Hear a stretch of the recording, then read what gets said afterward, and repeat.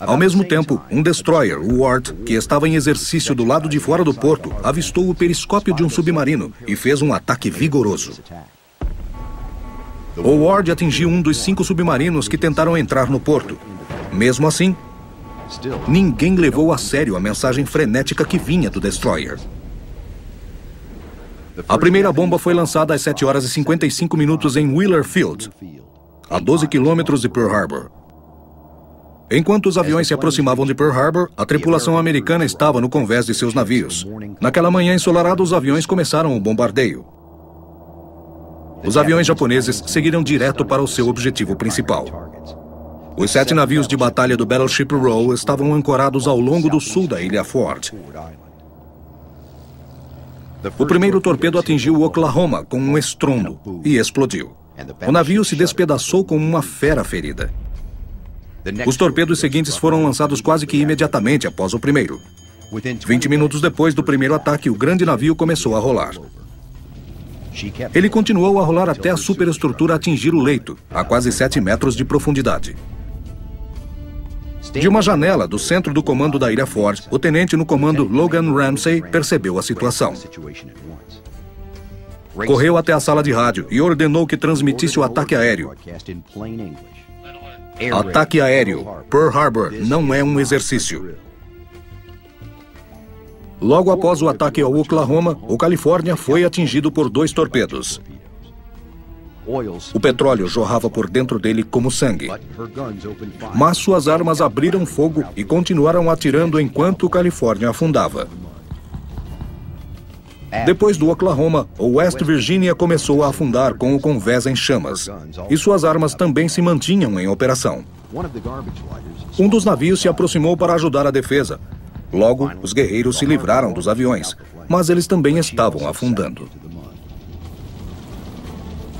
Aproximadamente a 10 minutos do ataque, houve a maior explosão, quando 2 bombas atingiram o convés bem armado do USS Arizona, que atingiu seu depósito. O grande encouraçado afundou quase que imediatamente depois da explosão. A compressão foi sentida a centenas de metros. A explosão resultante deixou um buraco no navio, que deu início a um incêndio que o engoliu, envolvendo-o completamente. Ele afundou em minutos. Mais de 120 homens afundaram com o navio. Às 8 horas e 5 minutos depois de 2 torpedos lançados, o navio-alvo, o Utah, lutava contra a linha aérea com uma inclinação de 30 graus. Com seu lançador de torpedo removido, o Utah tinha poucas chances de sobreviver ao ataque. Ele continuou a afundar até às 8 horas e 10 minutos.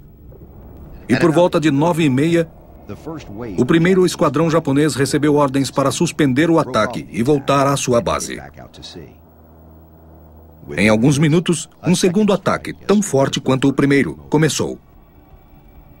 Os sobreviventes americanos dos B-40 estavam atordoados pela cortina de fumaça, pelos danos do primeiro ataque e pelo número crescente de ataques vindos dos aviões. O segundo ataque causou relativamente pequenos danos.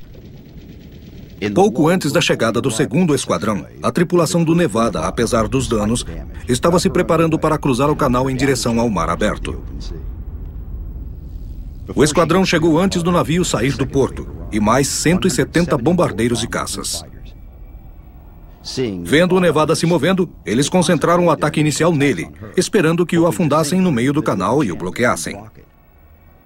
Sob ordens do controle de Harbor, o Nevada se abateu no ponto de ancoragem. Então, rápido como surgiu, o ataque cessou. E em pouco mais de 1 hora e 45 minutos, os japoneses esmagaram o orgulho da tropa americana no Pacífico e mudaram o pensamento naval para sempre.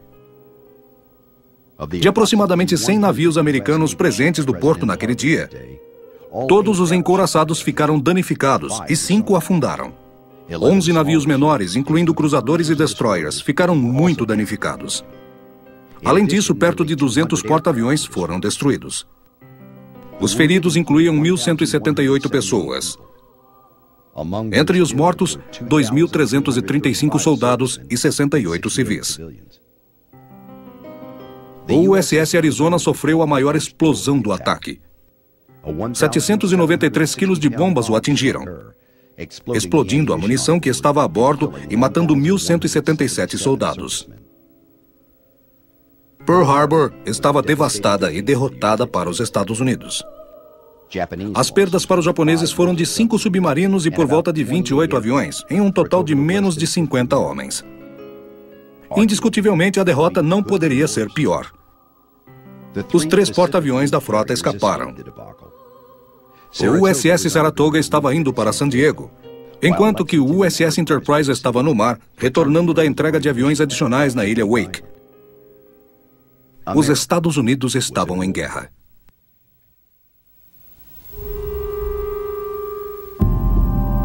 Quinto ato. Submarinos na costa.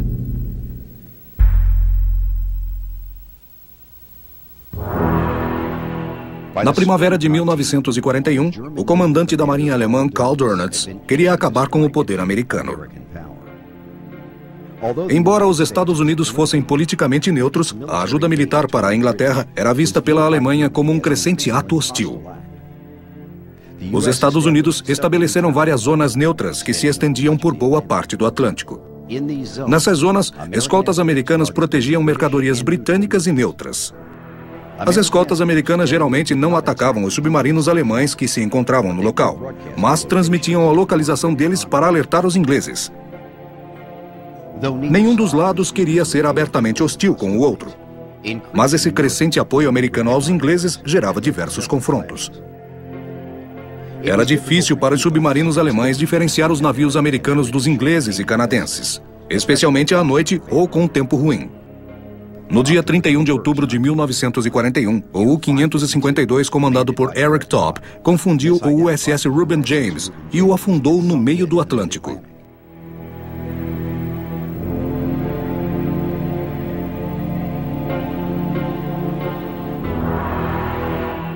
O Reuben James foi o primeiro navio da Marinha Americana afundado durante a guerra.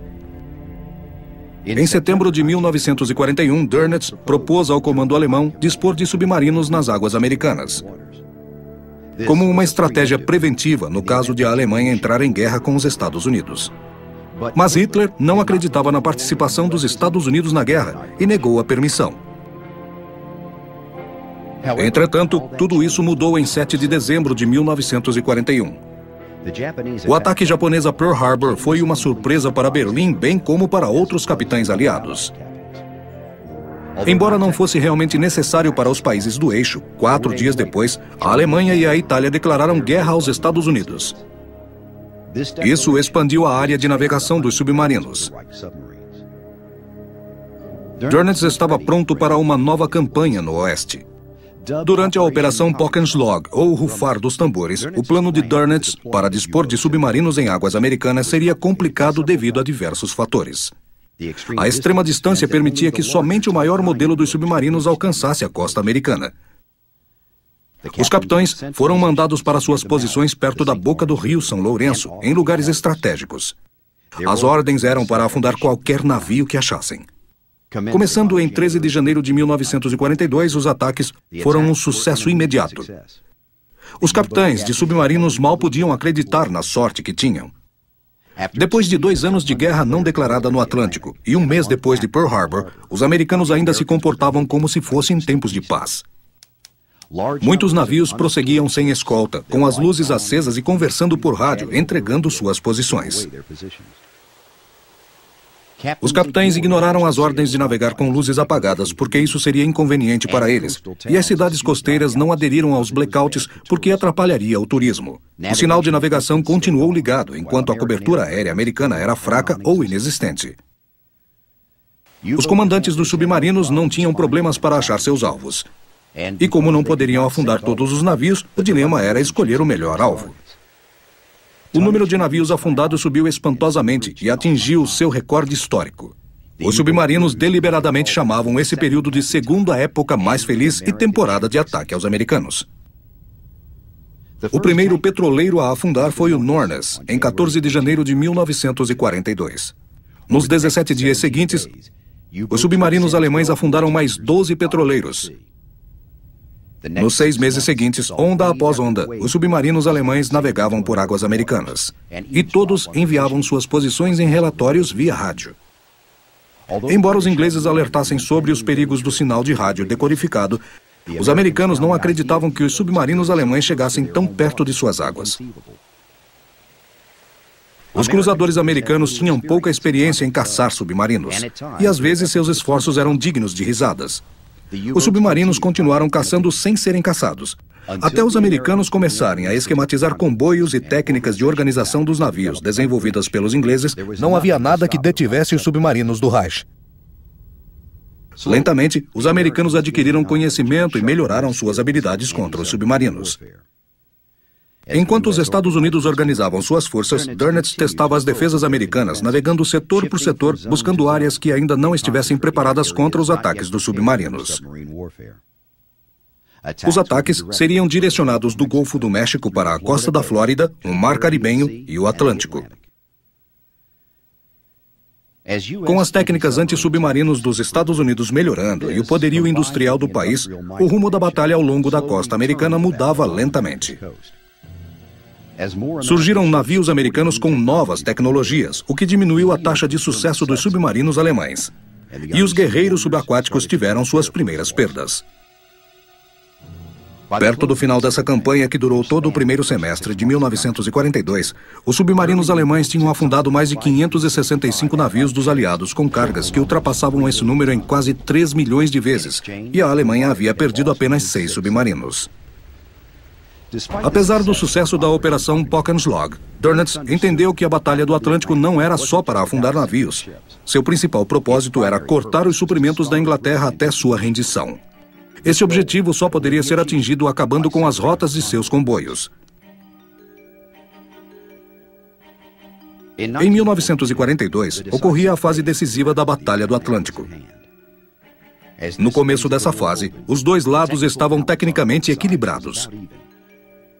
Grandes avanços tecnológicos permitiram que tanto os alemães quanto os aliados aumentassem suas chances no Atlântico. A capacidade dos aliados na construção de navios alcançou seu recorde de eficiência, com os americanos, os ingleses e os canadenses construindo escoltas suficientes para garantir que cada comboio de mercadorias fosse bem protegido. Os aliados apresentaram aviões de longo alcance com o dobro da capacidade dos que eram usados anteriormente, e enviavam aviões de escolta junto com seus comboios e porta-aviões. Eles estavam mais bem equipados e usavam radares aéreos, e apresentaram melhorias em seus ataques de profundidade e foguetes. A melhora de seu alcance também aumentou a cobertura aérea dos aliados para áreas que antes eram inacessíveis para seus aviões. Naquele momento, os aviões cobriam a maior parte, mas não todo o Atlântico. Ao todo, 34 submarinos foram perdidos nas primeiras 3 semanas, e o total de baixas do mês de maio foi de 41. Esse número de perdas era intolerável, o que significou uma derrota para a força submarina alemã. Mais de 1000 marinheiros alemães perderam suas vidas naquele mês, muitos deles veteranos habilidosos da guerra anterior, insubstituíveis. O almirante Dönitz perdeu seu próprio filho, Peter, que afundou no U-954 durante seu ataque ao comboio SC-130 em 19 de maio. O sistema de escoltas claramente derrotou os submarinos. Em 24 de maio, Dönitz disse: "A operação Wolfpack contra comboios no Atlântico Norte não é mais possível." Ele ordenou relutantemente a suspensão dos ataques aos comboios e mudou a operação Wolfpack para águas seguras. Alguns submarinos ficaram para dar ao inimigo a impressão de presença. O almirante não acreditava que a batalha estava perdida, mas achava que novos avanços eram necessários por causa das descobertas tecnológicas dos aliados. Ele queria mais concessões para a construção de submarinos e apoio para a pesquisa e desenvolvimento de novas armas e tecnologias. Mas até lá, os submarinos se concentrariam apenas em missões secundárias.